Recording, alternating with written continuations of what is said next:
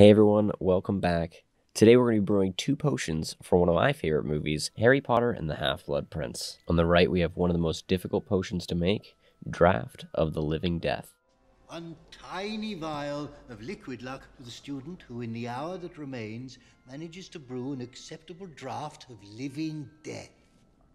And on the left? Varus serum. It's a truth-telling serum. Precisely, Hermione. 10 points to Ravenclaw. When you shake these bottles up, they actually give off a pearlescent sparkle. And if you want to go the extra mile, you can use the same technique to make these bottles color change, which is kind of dope. You want to start out with a bottle, preferably one with a cork, because we want to give off that feeling of a potion bottle. I actually got these from the dollar store, so run out and go pick these up if you guys want to do this. Stickers. I didn't actually use these in the video because they didn't have any of the potions I was looking for, but you guys can use any labeling system you want. You can print out pictures if you'd like. There's food coloring, and the star of the show, mica powder. This stuff is what's really going to amp up your potions and make that awe effect. I got mine from Amazon. I think you can sometimes get it at craft stores like Michael's, but I had a hard time finding it. The final two things you're going to need is rubbing alcohol. You can find this at Walmart, and olive oil. Also, we have wax seal stuff. You don't need this, but if you do not use this, you might want a hot glue gun to seal it up.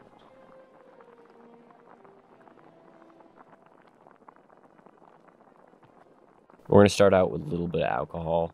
I'm going to leave a little room for oil. You don't necessarily need oil. Try different liquids like hair gel and other things. You don't want all your potions to look the same, just different colors, so mix it up. Unrelated to this, can we all agree that if James Potter was alive today, he would not pass the vibe check? Let's be honest here. Oh yeah, that's right. I'm supposed to be doing this whole describing things. I had a little alcohol. I had a little bit of green food coloring. Little foreshadowing for all of those English majors out there. This doesn't work out, and I have to end up dumping it all out and redoing it. This is because when I did my test with the oil, I actually used water instead of alcohol for the test. And water sinks when you add the oil, but alcohol floats, which I did not know. So, a little bit of density science for you. Looking back, I didn't really need to dump it out, but I was looking for a particular look, so I did. And here I go, pouring it out, just like all my hopes and dreams. I will say, though, I don't end up dumping all of it out. I save a little bit of the oil, because I want it to stay on the bottom and almost act like a goopy, sludgy, gross mess. I think that would be really cool. Here I go, adding the alcohol back. I'm going to end up filling the rest of the container with the alcohol. I want the alcohol to be the majority in this. I want the oil to almost act like something that's settled out at the bottom. Now let's just add a few drops of green food coloring. Unfortunately, the green food coloring isn't going to stick to the oil, so it's not going to impart any of that color. But, luckily enough, the mica powder strangely likes to stick to the oil, so it'll add a little bit of that sheen, which will look really cool. And for the star of the show, the mica powder. If you guys do end up getting this, do not get it on anything. It sticks to everything, and it is awful. It's like 10 times worse than glitter, but it really does add that extra oomph. And if you guys do want to use this mica powder to make a color changing potion, just use a different color food coloring than the mica powder. It'll start off as the food coloring color, and when you shake it up, the mica powder will change the color completely. I'm going to wipe down the edge with this paper towel so I can seal it with hot glue. I am going to be sealing it later with wax, but I do want to just double emphasize that seal, because if it does leak at all, the alcohol will evaporate off, and you kind of will be left with a bottle of nothing. So I do recommend trying to seal it as nice as possible. Alright, now let's shake it like it's salsa night and see how it is. Beautiful. Immaculate. The camera doesn't pick up the shimmer too well, but as you can see, the oil kind of beads up because the mica powder sticks to the oil and doesn't allow it to bond with itself. So it almost creates these bubbly mess that I think is really cool. You don't have to do this, but this is me just adding a little bit of extra spice to the bottle. Extra pizzazz, as they say, as the youngins say nowadays. Or what is it? What is it they say? Spunky? Suspect? Among Us? Why am I talking like I'm a 40-year-old man? The reason I'm designing it like this is because I saw online a lot of people like to just randomly throw twine and random designs on their bottles, but it never makes sense to me. Why is the twine there? It has no functionality, and I wanted this bottle to kind of feel like it was actually from Hogwarts. And if it was from Hogwarts, it would actually have a purpose. So I wanted the twine to hold the cap shut, almost like it's trying to keep out kids or even adults. Because Verserum is a truly powerful truth potion, and we really don't need it in the wrong hands. Because we know how hard it is to steal something from Snape's potion closet, or lack of. Know what it is? Bubble juice, sir. Veritaserum. 3 drops of this, and you know who himself would spill his darkest secrets. The use of it on a student is, regrettably, forbidden. However, should you ever steal from my personal stores again, my hand might just slip.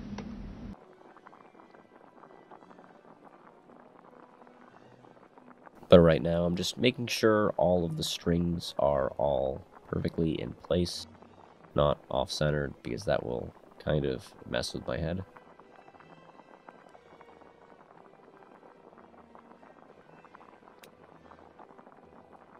Just light up a candle, and let's get waxing. This is by far my favorite part of this process. There is nothing more satisfying than putting a fat wax seal on things. Makes it feel so luxurious. I'm going to add a bronze wax seal. This is because in the movie, Snape's Verserum had a bronze cap, so I wanted to pay a little homage to that. This is one of the most rewarding things I've ever purchased. I got this from Amazon. It is awesome. It is the Hogwarts crest. There's literally nothing more satisfying than putting a Hogwarts seal on things. Makes you feel so official. Now I'm just going to stop talking and let you guys watch this satisfying process.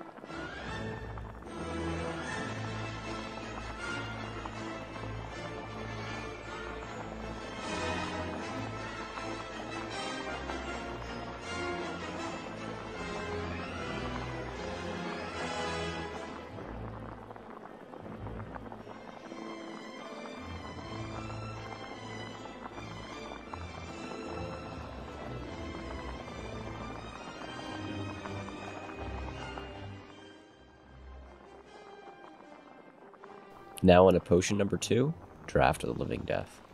We're going to start out with some wax paper. Because we're working with a smaller bottle, I don't really want to deal with getting wax everywhere.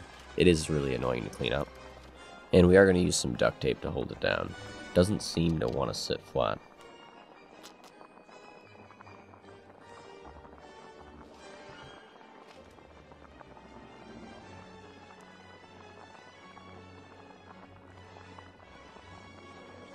I'm going to add black here.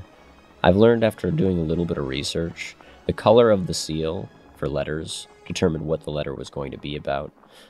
Black typically meant something morbid, and let's be honest here, it just kind of looks cool. I'm going to add wax to the bottom of the bottle first. The reason I'm going in this direction is because the wax will actually help hide the mica powder, because the mica powder, after a while of not being shaken, will end up settling to the bottom. This is great because it really conceals the illusion. It'll start off as a clear liquid, and then when your friend or relative shakes it, it'll become super glittery and shiny, and they'll ask you where it came from. I'm so happy with how this turned out. The hardest thing you'll find with making these potions is trying to make the potions look different from each other. You don't want 30 potions that do the same thing or look the same, with the only difference being the color. It looks so beautiful, yet is so deadly. That's probably why the Tide Pod Challenge started up.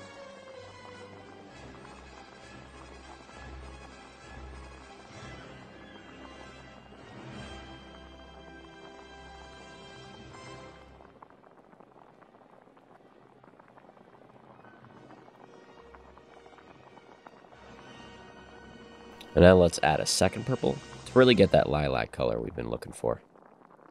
Shameless plug here, if you guys are enjoying the content, definitely consider liking, maybe subscribing, helps out a lot.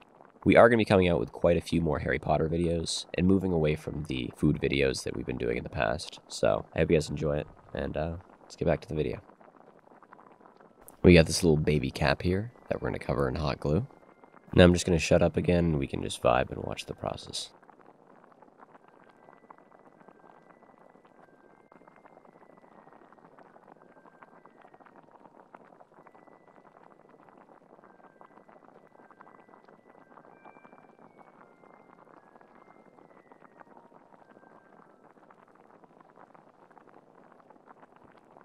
Richard Wagner. Thank you for letting me cut up your book. It seems this guy made operas, or plays with operas in them. I don't know if opera is the whole thing, or if it is just the music part. I was looking for the words draft the living death, so that I could cut them out and use them to label my potion bottles. I feel like it's not just about how you design your potion bottles, but also what you use to design them that really adds that extra backstory and feel to your potions that only you know about. I got this book when I went up to Salem, so it kind of gives it that witchy feel to the potion. Also, it reminds me of the good times I had on that trip. I'm cutting off the end of Thanksgiving because a lot of this book is Old English, so it made it really hard to find living in the book, so I just went with this. It also made it look kind of cool, because it made it look like it was ripped as it was put on. I'm going to crumple it up here, kind of rip the edges, make it look like it's aged.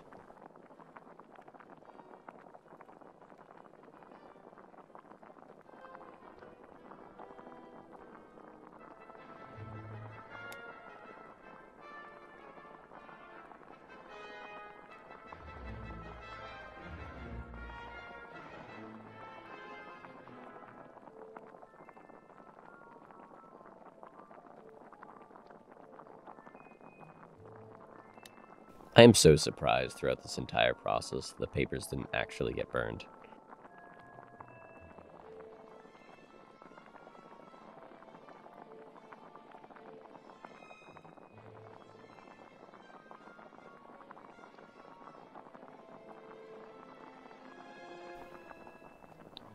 And this is just about it. Let me know what you think, and here's the B-roll.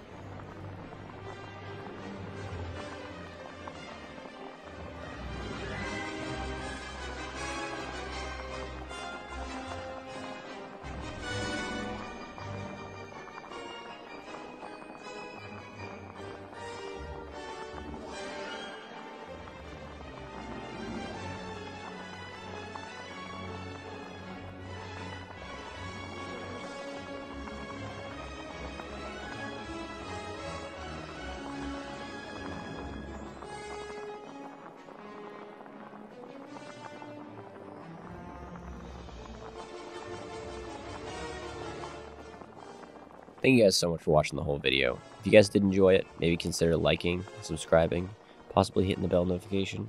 Helps out like crazy. We're going to be making quite a few Harry Potter videos in the future. I also have a second channel that I'll link down below where I'm making Harry Potter ambient music. Check that out. But besides that, I hope you guys enjoyed. Peace out, eat your vegetables, keep being you guys.